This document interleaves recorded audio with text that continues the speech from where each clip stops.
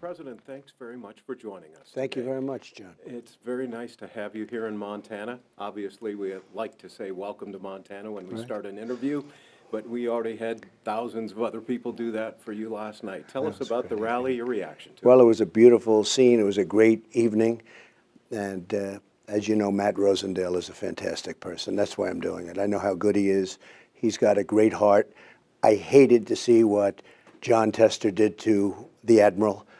We have an Admiral who's a world-class human being, and they lied about him, and they demeaned him, and they defamed him. And they, a normal person, I would say they ruined him, and he'll be fine. But what they did to him was horrible, what they did to his family. I sort of call welcome to the world of politics, but it shouldn't be that way. But what Tester did to him was a terrible thing, terrible, terrible thing.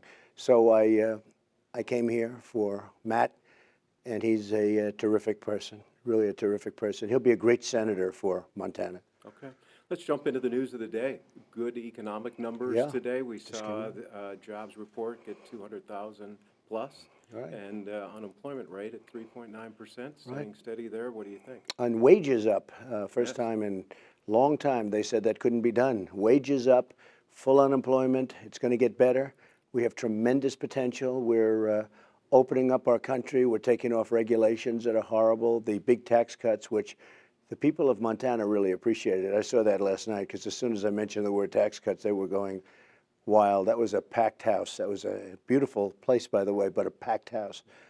And it's just all happening. But a very big thing this morning that is being covered that way, actually, were wages, because wages have gone down for years. I used to tell in the campaign that for 18, 19 years, people they'd work 3 or 4 jobs. They'd go out and they'd just work all the time, and they were making less than they were making 18 and 20 years ago. And now wages are finally going up, which is what I really wanted. So to me, that was the biggest news. What our biggest economic driver in the state is our farm and ranch Right. economy, and we look at an economic driver that's over $2 billion a year, and the farm and ranch economy relies on exports, and That's they right. need to have a good place for those goods and services to be shipped out. Right. There are some farmers and ranchers who are nervous with new trade agreements looming out But they're there. with me all the way because they know I'm doing the right thing. I mean, I know So exactly tell us what you're about talking that. about. And they are. They're a little bit nervous, but they have confidence in me. They have trust in me. We're opening up barriers. You see what I'm doing with Canada as an example. Canada has not treated us well. And big barriers. They pay, there's a 300%, think of it, 300% tariff if you sell dairy products into Canada. We're saying we're not playing this game anymore. They have a tremendous, if we look at our surplus with Canada, it's not a surplus, it's a huge deficit.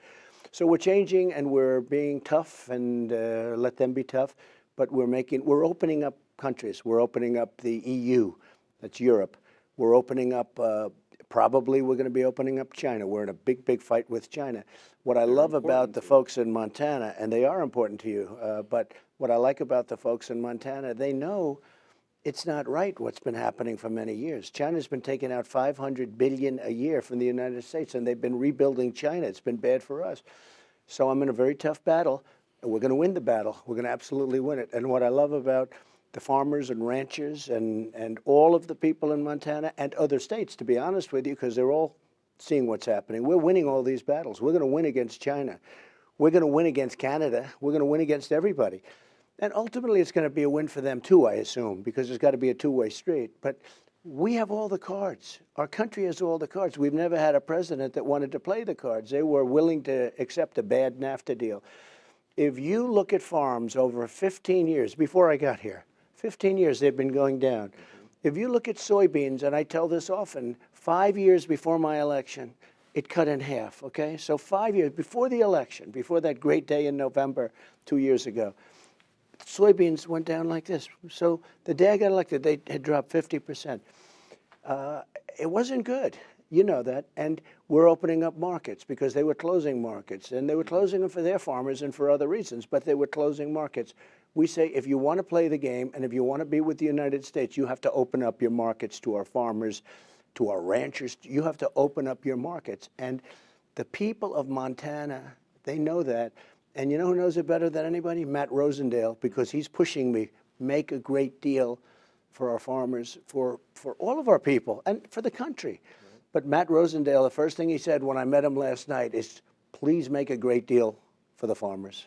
And our ranching community loves Mexico and Canada. Right. And so they're also looking for you They're to going do to be a deal happy. with Canada. Well, we already have a deal with Mexico, Right. which is a much better deal than we had. We had a horrible deal. We were losing a fortune. We were losing $100 billion a year on NAFTA with Mexico. It's just, what country wants to do that? So now we have a fair deal with Mexico, and we very well could have a fair deal very soon with Canada, or maybe not. And if we don't, we're going to do just fine, because we have another alternative that maybe is better, to be honest. But we'll see what happens. Okay. Coal is another big economic driver in this state. We rely on it for state tax income. You're still bullish on coal, even though the natural gas option looks Well, pretty natural good. gas is good, but we need coal also. You know what we need coal too? As a military alternative, because, you know, they blow up a pipeline, that's the end of your natural gas. With coal, you can dump it over there. You have 2 years supply at your big plants. You can truck it over the roads that are no longer in existence. You can do a lot of things. So, no, coal is very close to my heart. Clean coal. I won your state by 20 points. Yes. I won West Virginia by 42 points. I won every coal state by a lot. And we just had a rally in West Virginia. It was unbelievable. Same thing as last night. You know, it's really pretty much the same everywhere. They like what I'm doing. And coal, I just looked out the window and there was a train, the longest train I think I've ever seen. 110 cars. And probably. is that a standard, like 110? Could it be a little bit longer if they wanted? Why is that? Is that an actual standard? That's what they roll with. Oh, really? Okay, well then it was 110 cars and every one of them was loaded up with coal. And they say 2 years ago you wouldn't have seen that scene. So it's pretty good. Okay. The coal people like me and I like them, the miners. Let's talk about a couple of things in current events. Sure. Right at this moment, I saw this morning on Twitter, you mentioned Bob Woodward's book, Yeah. Fear and Calling It a Sham. What did you see in that you didn't like? Yeah, well, it's a scam and a sham. Okay. But I'll tell you what I didn't like. I'm quoted as a fool, because if you look at the way, I don't speak that way. I'm highly educated. I went to the Wharton School of Finance. I don't speak that way. They're giving quotes. Now, if these quotes even exist, I don't know.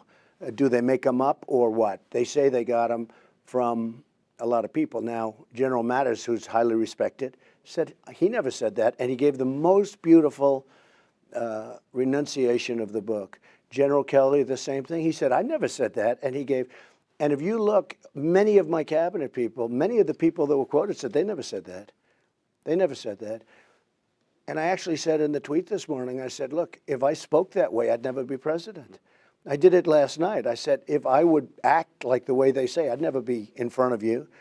And I'll speak for an hour to an hour and a half in front of massive crowds, usually without even notes. You don't do that unless you're very capable, very, very competent and capable. So these books are terrible where they can write anything they want. They can make up the most horrible statements. One person said he was in a room and I was so good. So it was this morning. He was interviewed. He said, I was at that meeting. He was so good. It was a military meeting. But the way they phrase it, it sounds like a fool. I don't talk that way. And if I did, you would have found it out over the last 2 years. You would have found it out during a campaign where I took down 17 Republicans and Hillary Clinton. And I guess you could say Bernie too, because in a certain way I had to take him down. But I beat everybody and beat them badly. A foolish person wouldn't be able to do that. They would have been long gone. So books are, I've had some very good books written. Judge Jeanine, so many of them have come out. Greg, I'll tell you the book on the whole Mueller investigation, that the scam of Russia, this whole scam that's going on, there's no collusion. Very interesting in the book, they hardly talk about collusion. You know why? And he would have loved to. That's his business, right? You know why they don't talk about it? Because there was no collusion with Russia. So I'm overall, I have to say, the publicity we've been getting has been really good. This letter that was written to the New York Times with nobody knows who it is, right. I think it's really turned around and hurt the New York Times. It makes them look so bad. And You'd I like think, to know who it was. oh, I think it's, but I think it's a disgrace. Because normally if somebody wants to write something bad, that's okay, because you can go back at them and you debate the issue and somebody comes out on top. You don't know who this person is. It may be a low-level person just writing a letter. You know, we have thousands of people working over there. So I think it actually has turned to a point where the New York Times is looking very foolish. All right. And very bad. One last one, and that's just to kind of give us a sense of the state of the union, and people seem to be divided in our country right Yeah. now, and I'm sure that that weighs heavy on you. Yeah. Tell me about how you look at trying to bridge that divide. Well, it's a very interesting and good question, because in one way it's the strongest we've ever been. The economy is the best we've ever been. Your coal miners are coming back like never before. You know that they were out of business. If I didn't win, they were out of business. There would be no more coal taken out of the ground. I've taken regulations off by the hundreds and hundreds, and I've been thanked by everybody from the miners to the owners of the mines that were going out, literally out of business. We're doing fantastically financially. We're doing fantastically militarily. We're doing well in every single way, other than there is a tremendous hatred. I watch Judge Kavanaugh, who's central casting, a great intellect, top student at Yale. We just went through Justice Gorsuch, #1 in this class at Harvard, #1 in this class at Oxford, and it was nasty, but not as nasty as this one. And we have a man who is just an extraordinary man, a great intellect. And I think, frankly, the other side's making fools out of themselves. But the level of hatred, the level of animosity, it's hard to believe. So if I was going to say there's any one problem in this country, it is definitely that you have two sides and there's great division. And there shouldn't be that division. But it seems no matter what you do, no matter how good, look, wages are going up, such a big thing. Numbers are great. The stock market's at an all-time high. There's more people working in the United States today than ever before. Think of that, ever before. We have more people working. African-American employment, you know, as you know, is doing great. Asian employment, Hispanic employment, women's employment, every single stat is fantastic. The only thing, you hit it, the only thing that troubles me is when you see an economy doing so well, a country doing so well, and yet there's this level of division and hatred, and that's a shame, and maybe we can do something about it. I hope so. Okay, one more shout out to the people of Montana. Well, you're very special people. I want to thank you for that 20-point victory, and I will say this, Matt Rosendale is a winner. Successful, really loves you, loves this state. He's going to be a fantastic senator. Jon Tester's done some very bad things, and things that cannot be rewarded, especially in hurting a great human being like the Admiral. He's a doctor and he's an Admiral, and he was hurt really badly by Jon Tester, and it all turned out to be false. So we want Matt Rosendale, and it's very important that he wins, and it's very important because Tester will never vote for any of our agenda. When we talk about Second Amendment, when we talk about all of the things that we talk about, even when we talk about coal and regulations, he will never vote for us. He's always going to stay with Schumer and Pelosi, always. So I just say vote for Matt Rosendale. All right. Well, thank you very much, Very good. Mr. Thank you. President. Great job. Yes, thank you.